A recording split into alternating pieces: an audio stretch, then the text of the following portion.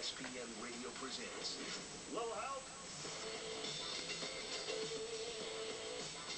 With Ryan Russillo, I'm Scott Van Pelt. It's ESPN Radio and ESPNRadio.com. Our show is presented by Progressive Insurance. We try to provide a little help from time to time.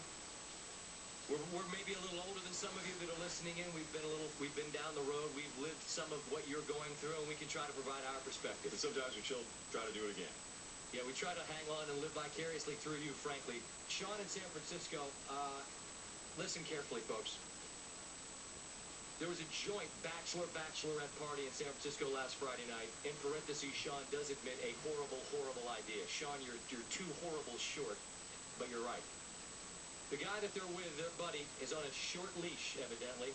But once the parties went their separate ways, the fellas began getting deep into some Jaeger bombs, some sake, shotgunning beers, and then they take the groom's phone because they don't want his wife, who apparently is a psycho-obsessive fiancé. We'll get to that later. They take the phone away. They head to a gentleman's club. They usher the boy to VIP. Dances ensue, etc. It gets very late. After a couple of hours of the rest of us throwing around some dollar bills, it's closing time. The groom-to-be stumbles out of VIP hammered and down about 500. That's an important point we will revisit. They throw him in a cab, send him home after a little shut-eye. They've got a 7 a.m. tee time at Harding Park. So it's a fella's weekend. They go out, they get wrecked. You go to the gentleman's club, you're going to play golf at Harding Park. Very good park. Harding Park, very good golf course, incidentally. Upon his arrival back at the hotel, a more than furious fiancée, she wasn't able to find him because his phone was off. She had called each of the boys about 20 times, got no response. Since they have joint checking accounts, she had checked the balance at 3 a.m. and found the $500 withdrawal from the gentleman's club. Now she's going nuts. She pulls the leash a little bit tighter. She does not allow him to play golf at Harding Park, tells him no longer to be friends with us. She also says we ruined their weekend together and that this will be something, Ryan, that they will what? Have to deal with and address the rest of their lives. A little dramatic there, sweetheart. Easy, Scarlett. We proceeded to have a great round at Harding Park. Needless to say, we did not attend Saturday night's events for the remainder of the bachelorette party at the request of our boy's future mother-in-law. He is off to be tested this week. All right, let us assess all of this in sum total. A, the woman sounds like Godzilla. She sounds like in the movie The Hangover, the dude, Ed Helms, who's the guy that pulls his own tooth out. She's his girlfriend. Except a much worse version. A much worse version of Ed Helms' girlfriend in The Hangover.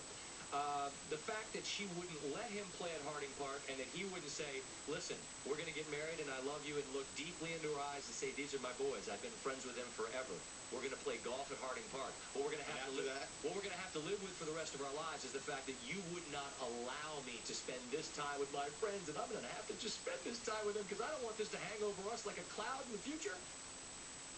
However, let us rewind the tape after we've spent a little bit of time focusing on this. Yeah, she's a mess. Yeah, in theory, you should try to do what you can to talk your boy out of the life that he's going to spend with this witch of a woman. But how in the hell can you leave your boy on the hook for a $500 bill? It's your fault he got caught because it's a bachelor party, which means his money is no good. He should never have to spend a cent on general principle. Assess. I'm going to guess these guys are in their mid-20s, closer to 20 than they are 30, because that's the mistake you make financially. Because in your 20s, you're like, oh, okay, that's right, everybody's supposed to pay for stuff. And as you get older, you go, no, you're not supposed to pay for any of that. Not the groom. Not the groom. She's clearly a mess, and there's a chance she could have hired a private investigator to follow him around anyway, so she would have found out about the transaction. She sounds like she's the kind of girl, Peter Griffin style, that might show up dressed up as a geisha at the gentleman's club. That part of it we don't even know because they don't know, so that was left out. True. Now, he could have stared in her eyes and said, I promise to grow very bored with you later on in these decades to come.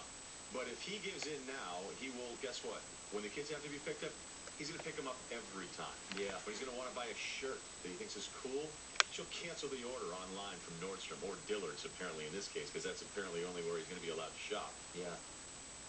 I hope, as bad as this sounds, like he should fake test results. Be like, guess what? I have death disease, and I'm going to die in a week, so I guess we'll just call off the whole wedding. I'm out, and then move to the East Coast. We got this is very serious. Yeah, and it's not really his friends screwed up by even allowing this to happen. Like, I'm assuming they dated at some point. Yeah, Nate in Portsmouth said, sounds like the bachelor will be in luck if he happens to test positive for something. I'm not even sure where this guy comes from, but this is what Sean's boy is in for. Had a boy with a similar house beast Boy dropped us and married her. After 2 years, he's back with us and half his stuff. Happier but lighter. His boys have to put a stop to it. He may be mad at you for a week, but he won't be lighter in the pocket over the long haul. This isn't about money. This is about it. You got to forge a partnership, says the guy in advancing age who's still single.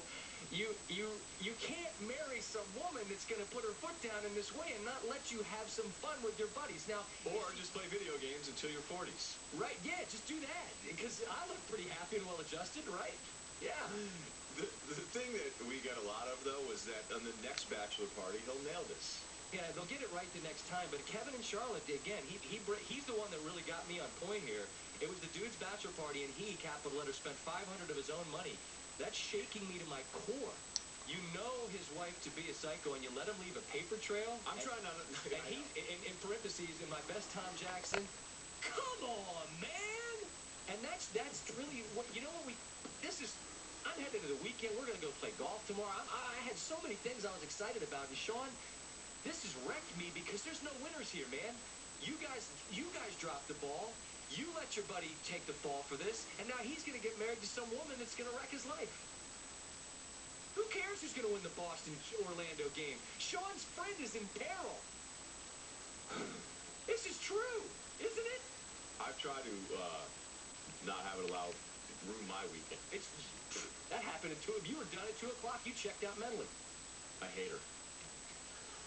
We all do. We all do.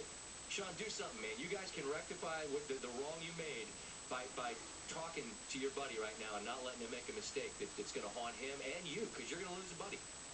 A buddy who's $500 lighter because you dropped the ball on his bachelor party weekend. Well, Jamal Mashburn is going to come by. We're going to talk about basketball. I mean, I don't care anymore. I hope someone does. ESPN Radio.